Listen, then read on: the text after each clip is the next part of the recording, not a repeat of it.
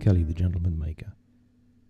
In this video I show how I made a simple coffee table using nothing but pallet wood. The table is made out of 4 basic crates all fixed together. In the centre I made an LED light well using power from an old drill battery. First off, all the pallet wood was cut to size on the table saw.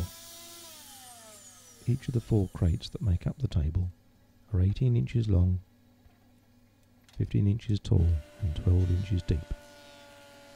After cutting, I ran each piece through my planer thicknesser. This is a Titan planer thicknesser that I bought from Screwfix for around £150. It was well worth the money. I use it an awful lot. It can turn the roughest piece of wood into something so beautiful. With a bit of sanding afterwards, of course, just to finish it off. For the corners of the crates, I used these old slats from a bed. I cut 16 square pieces that all the pallet wood will be fixed to make up the crates. Sometimes I use the table saw, but now and again I make life much harder, and I do things by hand. Here I am, cutting the square pieces to just less than 12 inches.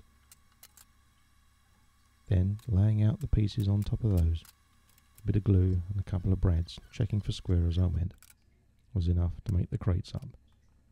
For something like this, you can eyeball it, you don't need to measure. If it looks right, it probably is.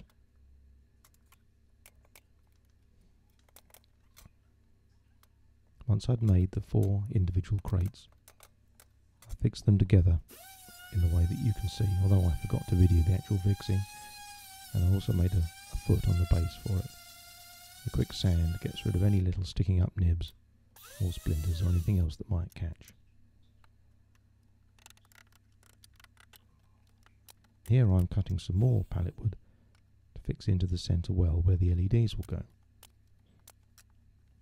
And to finish this piece off, I wanted to use some old picture frame moulding that I had. My mitring guillotine is 30 miles away, so I made up this quick jig I can put on the table saw.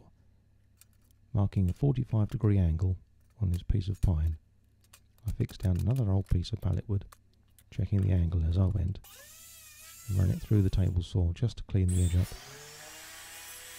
This acts as a perfect 45-degree angle. Now I can put my moulding on there and run it through, measuring carefully as I go to make sure the lengths are the same.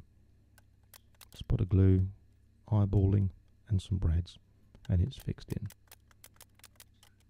We can spend too long being absolutely perfect. For me, I just wanted to get the job done so we can use the coffee table. Here's the old drill. I'd already taken it apart and lost the screws, but never mind. All I need is that bit there, that's the power connector, and the base of the drill that the battery connects into. Wrapping tape round it gives me a line to cut. I'll just whack through that with the hacksaw and a bit of clean up with some paper, just to take the burrs off. This bit won't be seen, it's going to be right inside the table. And these pieces of ply lie in the centre of the table. I've already cut them down on the table saw. Quick sand to clean up all the edges is enough.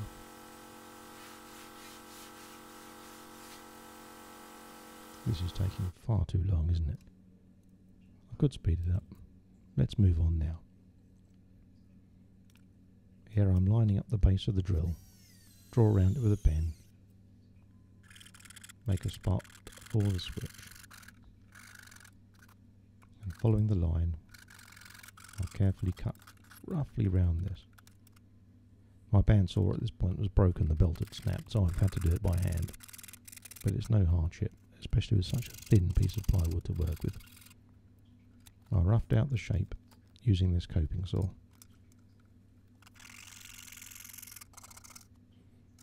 Quite slowly.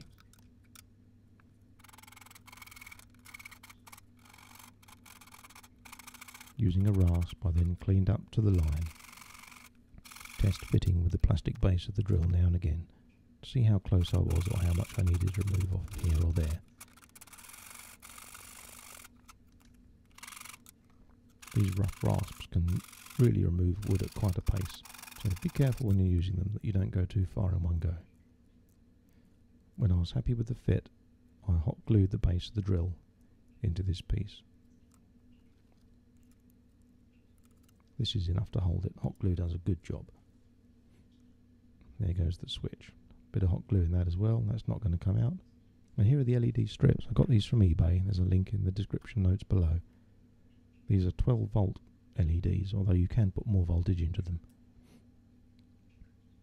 I've just paired them up. And here's the base of the drill. And this little device, this adjusts the voltage. The drill is 18 volts input. And that little brass screw you can just about see on the blue bit there, that's a trim adjuster. You can adjust the output right down to almost 0 volts. To get the perfect brightness, once this was all set up, I adjusted that till we had a light output that we were happy with in the lounge. Here's a bit of soldering just to put some new wires on.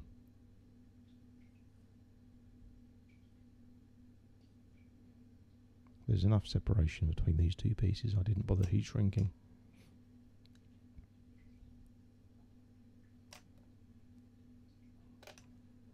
I'd already pre-tinned the connectors on this small transformer board. Quick bit of solder, and that's on as well. Again, there's a link to the board. It came from eBay. It's down in the description. Hey look, getting posh, bit of heat shrink on that end.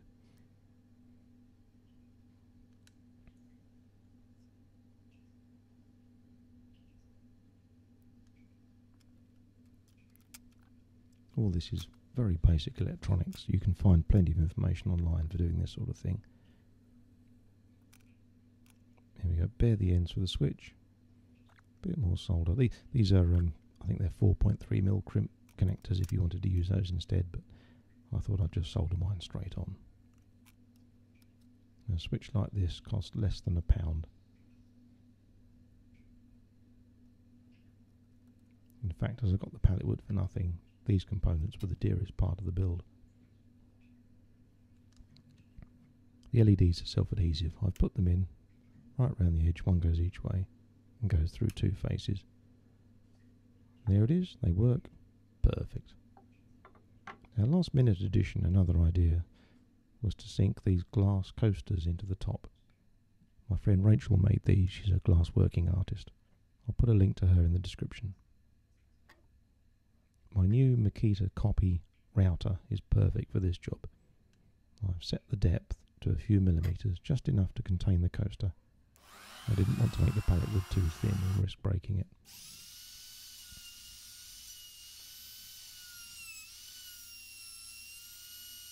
Quick bit of plunging and a bit of careful work, and I can remove all of this wood. What I should have done, of course, is used a router bit that was a little bigger than this one, but never mind, it's what I had to hand. Quick sand, take off any nibs and any high spots. That was enough. And now to the outside, I'm using this gas blowtorch to burn the pine to give it a bit of a finish. I believe this is pine, it's sometimes referred to as deal, and that's because when we started importing pine from Norway or other Scandinavian countries, it generally came in through the port of Deal near Dover. Hence it became known as deal. It's a spruce pine, we all know what that is. After careful burning, a couple of coats of a polyurethane water-based varnish sealed the wood perfectly. And here it is, in position in the lounge, polished up with a bit of wax, the LED light well on, with the empty vase in the middle. We celebrated with a glass of bubbly.